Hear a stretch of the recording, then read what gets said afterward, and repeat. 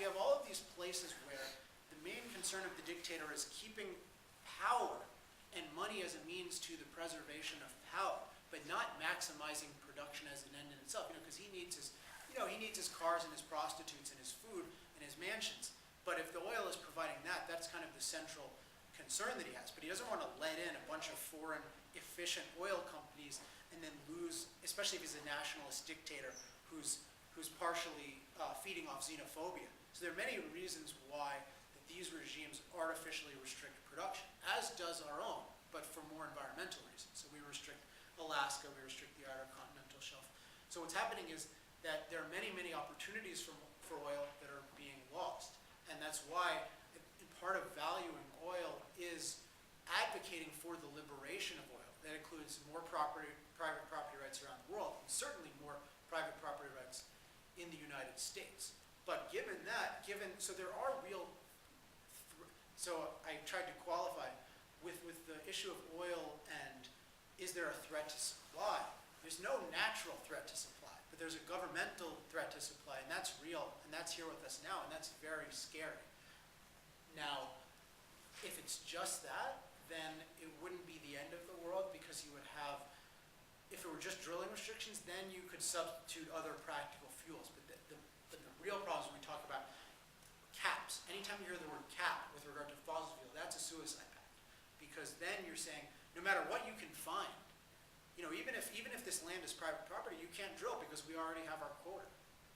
We already have our carbon quota.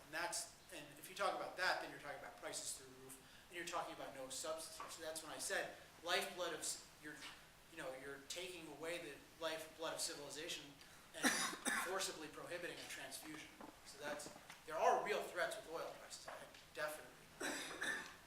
Not on a market, but we don't have a market. Yes. In your opinion, is modern environmentalism the foremost collectivist movement of the day? What would be the other candidates? Is it the foremost collectivist movement? So that for the uninitiated, that just means movements that regard the group as having supremacy over the individual and believe that the individual's rights should be subjugated to the group. So what would be to perhaps 40 years ago, global communism or other forms of socialism, that sort of thing? Yeah. So I mean, the real. Yeah, sorry. The question is, it's a question coming from a certain context. So it's, the issue is, the questioner believes that the doctrines that place the group over the individual, that believe that the group is important and the individual is subservient, are dangerous. And he's saying, is this the number one group that believes that? And I would say that the essence of why collectivism is bad is because it holds the individual's life and freedom should be sacrificed to some quote-unquote higher purpose. And it's not 100% essential that it's a group. It can be a religious deity. It can be Mother Nature. It can be, it can be different religious deities, or it can be the group, probably leaving out a couple of major sacrificial objects. Even they'll say something like, or they'll put it in terms of the national interest.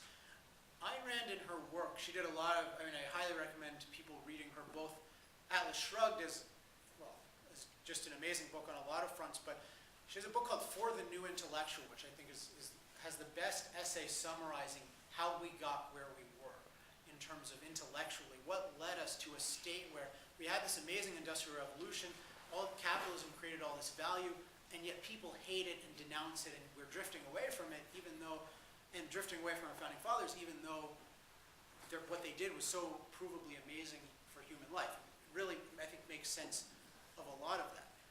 But so as far as what, but she also discussed, I believe in that essay and other places, how collectivism was really a phenomenon of the 20th century, and the first half of the 20th century. People really believed, and when I read documents from back then, people really believed in the individual should just sacrifice himself to some global cause, be it the communist nation state, the fascist nation state. mean, even people were so collectivist they thought that they should have eugenics and sacrifice themselves to the gene pool. People really believed that this was right and that this would lead to good consequences. And what happened with World War II was basically you had Nazism, National Socialism, and also a form of fascism. You had Mussolini's fascism. You had communism. You had all of these collectivist doctrines, which had been approved of by everyone, including the New York Times. You can find the New York Times approving of the Nazi Party and saying it's a good thing. You can certainly, I mean, there's apologies and praise of communism left and right for decades and decades. And what happened was World War II really exposed how destructive and militant these movements were. And what they did was they made it so that collectivism was no longer viewed as an ideal, as something that you should just jump onto. But at the same time, it didn't eradicate the underlying idea of altruism or self-sacrifice, that your life belongs to something that's, quote, higher than you, that you should sacrifice for some higher cause. So that premise, that basic animating moral idea, has taken form in movements that aren't explicitly or even directly collectivist. So there's a very modern, I'd say, religious movement in America that's not just people who want to worship independently on their own, but people who believe that religion should have a central role in government. I think even things like President Bush and President Obama talking about how God influences their decisions, that's a sign of that. And that's something that, say, John F. Kennedy explicitly rejected and said, my religion will not influence my decisions in office. So you've got that. And with the environmentalists, it's another sacrificial doctrine. So I view it as the kind of thing to watch for is whenever they're saying that there's some higher cause, that your life depends on it, and therefore you have to sacrifice it, that's when you run. And that's what you tell other people to run. And environmentalists, certainly one of the leading sacrificial movements today, but I would say so is the rise of religion. And, in the Middle East, I mean, obviously there's a different rise of religion, but that's also a major movement. Now, they all tend to be tribal and collectivistic, but they don't have that kind of embrace of the group that died once it was so exposed with communism. Is solar energy or wind energy at all storable? Or is it kind of like the sun has to be out and then So is solar, well, so with all forms of electricity, there's an issue of can you store the electricity? And the basic answer is not very well. So if you can have an amazing, cheap, gigantic battery, that allows you to theoretically take something that's unreliable and uncontrollable like solar or wind. This is leaving aside the scalability and the density issues. But for whatever amount you can produce, you could store it. And you could do that for anything.